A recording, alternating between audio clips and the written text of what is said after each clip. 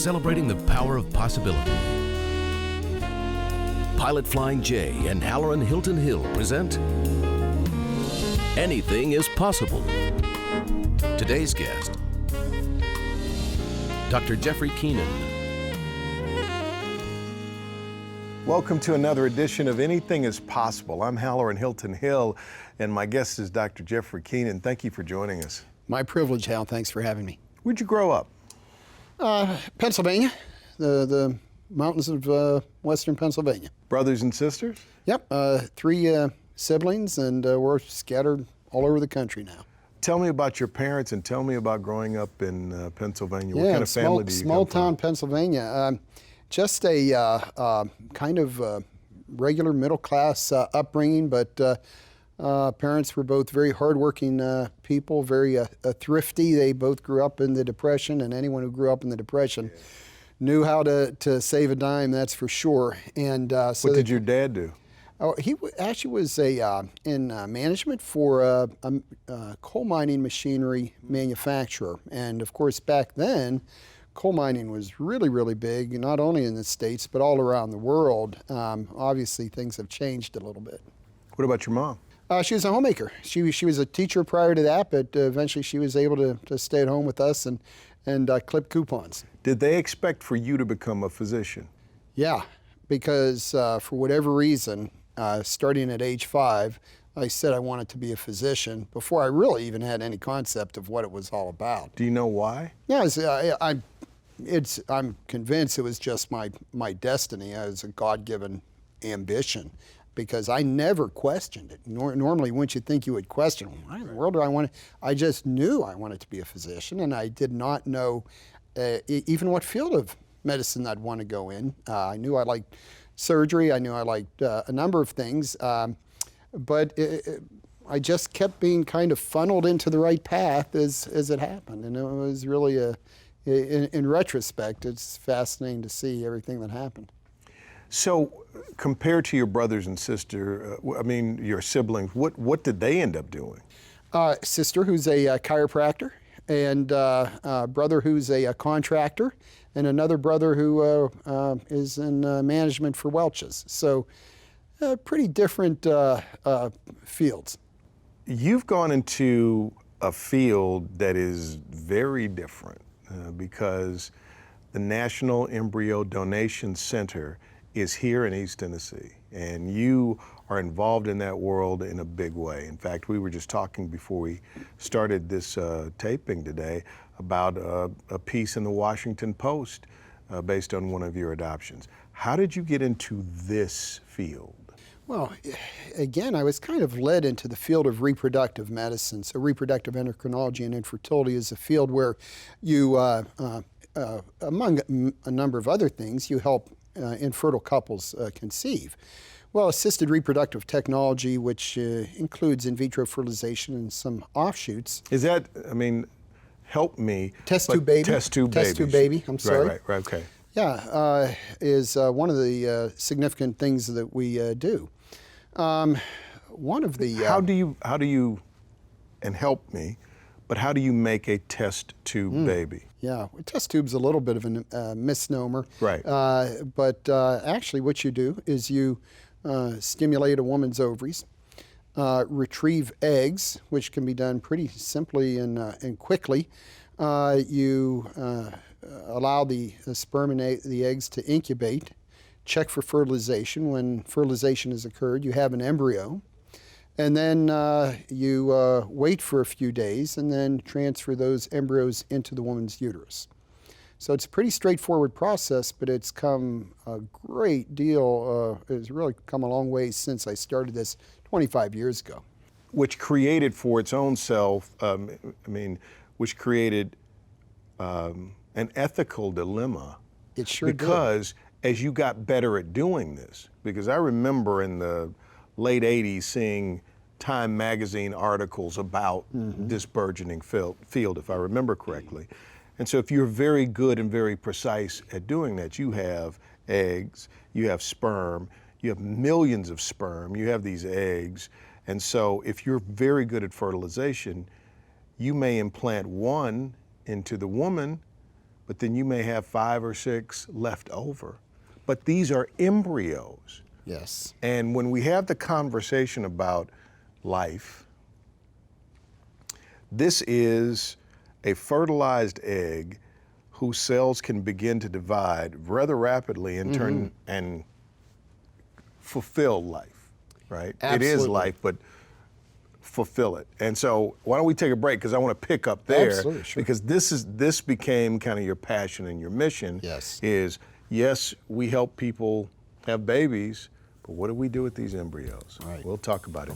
This is Anything is Possible. This is Dr. Jeffrey Keenan. We'll be right back. Possibility powered by Pilot Flying J, Covenant Health, Home Federal, and the Knoxville News Sentinel. Coming up. For the critics who say we shouldn't call it embryo adoption because it's not legally an adoption, I would say absolutely not. It is much closer to an adoption than it is to anything else. Welcome back to Anything is Possible. I'm Halloran Hilton Hill, and this is Dr. Jeffrey Keenan. The National Embryo Donation Center is right here in Knoxville, and we were talking about you getting into reproductive endocrinology, and you help people, infertile couples, have children. Right. And we described the process. You harvest eggs, sperm, you bring them together, and you place a fertilized egg back into the womb of a woman. Right. And then if it takes, she has a baby. Right, exactly right. But the dilemma, the ethical dilemma was, what do you do with these other fertilized eggs? So my understanding is through cryogenics, you can freeze them, but it's life. Yes. And in my career, we've gone from about 20% pregnancy or delivery rates to closer to 50% delivery rates.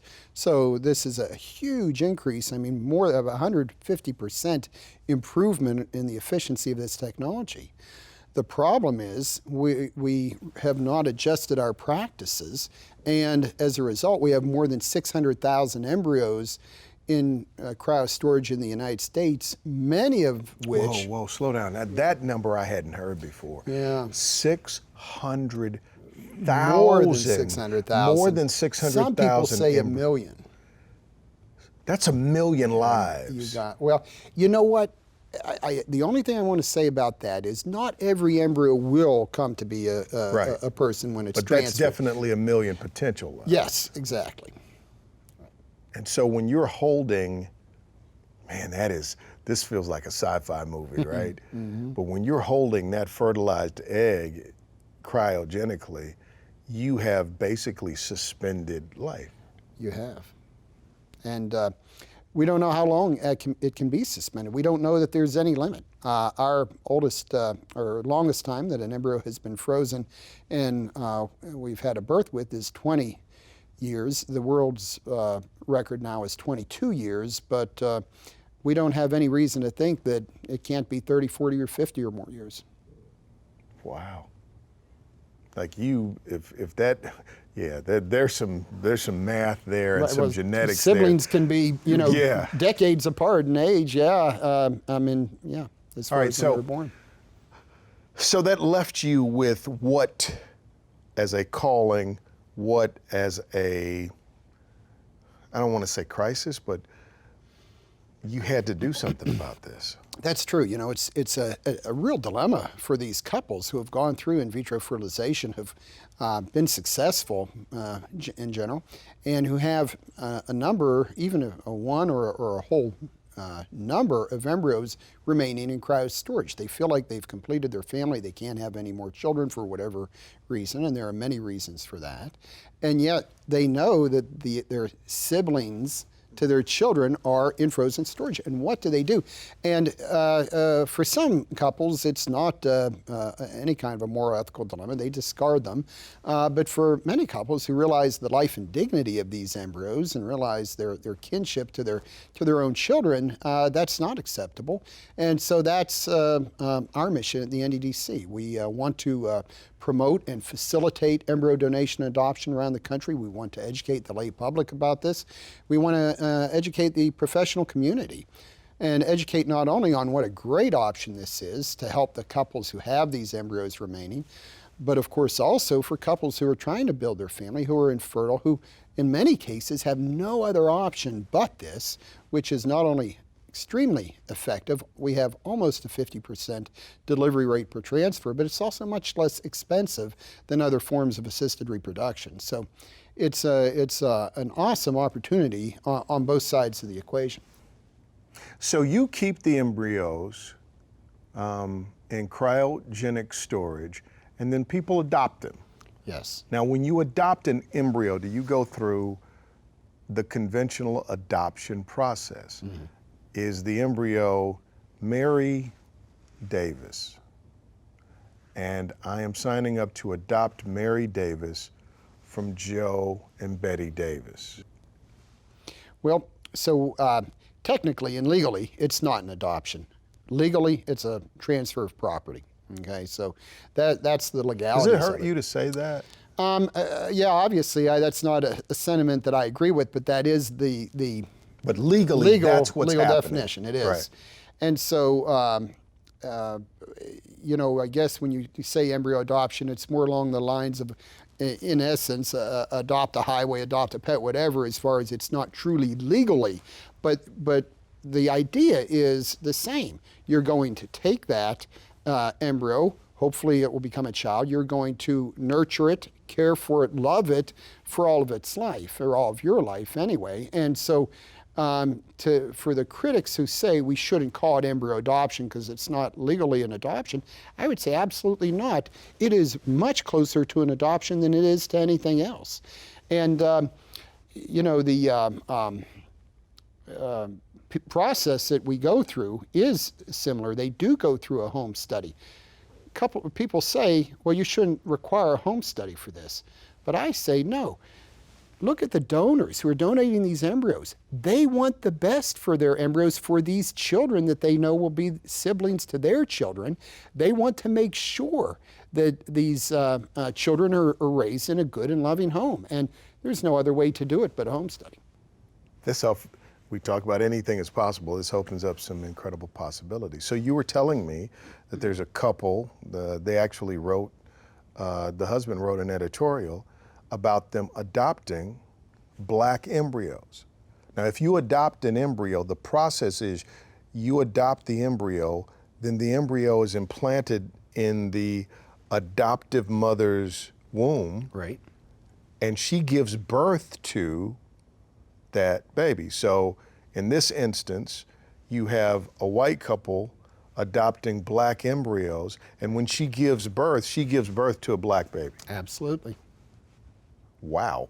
Yeah, and this couple, this particular couple, and the reason why we allowed them to adopt transracially is because they already had adopted a biracial and an African American child by traditional adoption.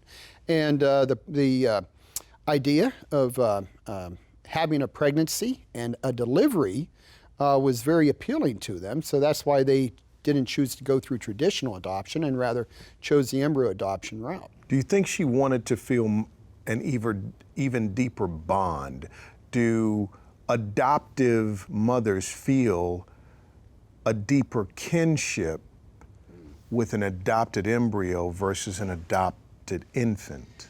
You know, I don't think so, Hal, but I mean, that's a great question. But I would say that so many women have a yearning to be pregnant, to bond with that child during pregnancy, and to deliver that child, and and to breastfeed the child and have all that you don't have in a traditional adoption. So I think that's important. But to say that they have a deeper bond, I don't know. I would hope not, but I don't know. I think that would be fascinating research, because if the baby is taking nutrients directly and feeling the energy and spirit of the mother from the time of embryo to delivery, I wonder what that would be like. Now, I have another question to ask along those lines, just in terms of what we feel.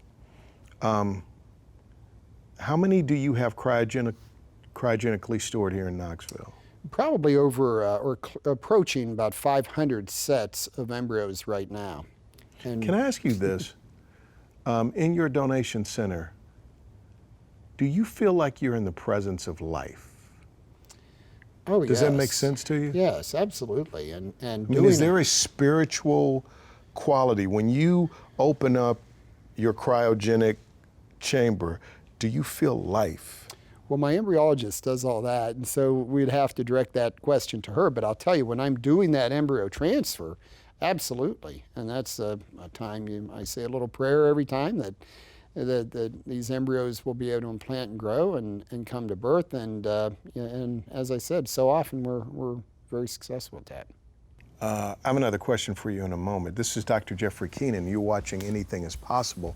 If you didn't know it, the National Embryo Donation Center is in Knoxville. If people want to know more, what's the website? It's www.embryodonation.org. All right, we'll be back with more in just a moment. Coming up, Sometimes embryos don't survive the freeze and the thaw. And yeah, you do more than that. And that's always sad.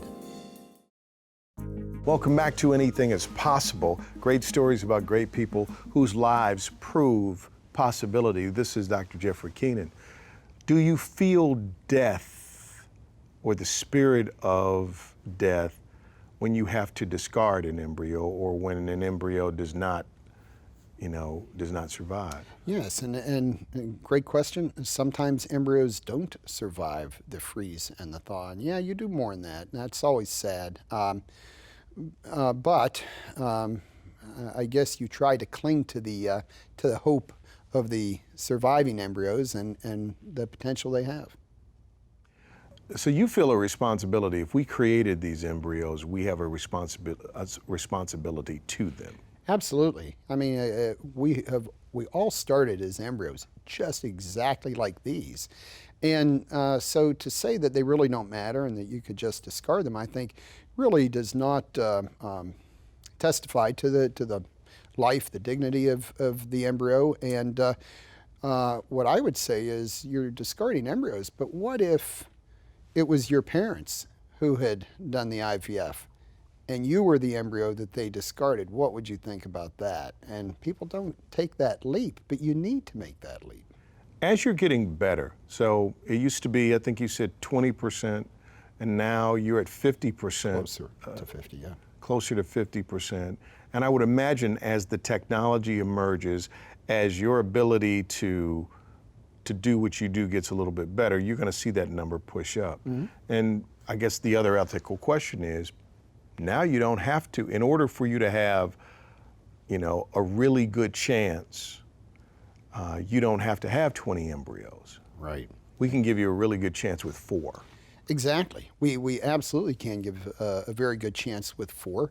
And for some reason, though, our profession really has not taken that to heart yet. And we are still basically, with few exceptions, inseminating every egg that we get and trying to make as many embryos as we can. That's absolutely not necessary now. Let me ask you about the technology. Is there a way to determine the viability of the egg? So is there a screening process or a test that says, you've got 5 eggs here. Of the 5, these 2 show up as having the best chance at viability so that you don't inseminate the other 3? Mm-hmm. Mm-hmm. No, not for eggs, not right now, although... Can you do that on the sperm side in terms of determining which sperm is most healthy, most vital, and therefore... No, we have markers that say that an egg looks like it's a healthy egg, that a sperm appears to be a healthy sperm, but any technology that actually looks at them genetically would destroy the sperm or the egg. Now, an embryo is a different story, and an embryo can be tested genetically without destroying it, but not a sperm. I mean, there has to be a test. There has to be a non-destructive, non-invasive way to look at egg or sperm or both and say this. And there might be at some point. There just isn't right now. But what I would say to that is it doesn't matter so much because we can now freeze the eggs and have just as good of outcome as if the egg was fresh. So Gotcha. let's inseminate 4 or 5 or 6 eggs, freeze whatever other eggs we get. We'll have plenty for a fresh transfer. If the couple doesn't conceive, or if they do conceive and want to build their family later, then we use the eggs. If they have twins, or like in this couple we talked about, we put in 2 embryos, they have triplets, and they're done with their family, then you discard the eggs. There's no problem with discarding an egg cell. It's just like a sperm cell, and it is not yet human life. If you do what God has called you to do really well in this work, what's success look like? Oh, you know, success looks like all the pictures and the letters and the emails that we get from our couples who have children. And it's just, I mean, there's nothing better. I mean, every Christmas, our office just is overflowing with Christmas cards and pictures from children and letters and gifts and things like that. It's just a wonderful feeling. I mean, So I guess you want to take every one of those cryogenically preserved embryos and turn them into a Christmas card. oh, absolutely. Wish we could do it with everyone, but we do it with as many as we can. Thank you for helping to create that possibility. Thank you, Hal, for allowing me to talk about this. I appreciate it. Yeah, your life's work is pretty important, and there are lots of people counting on you. So thank you for being on Anything Is Possible. Thank you very much, Hal. My pleasure. All the best. Thank you. We'll see you next time.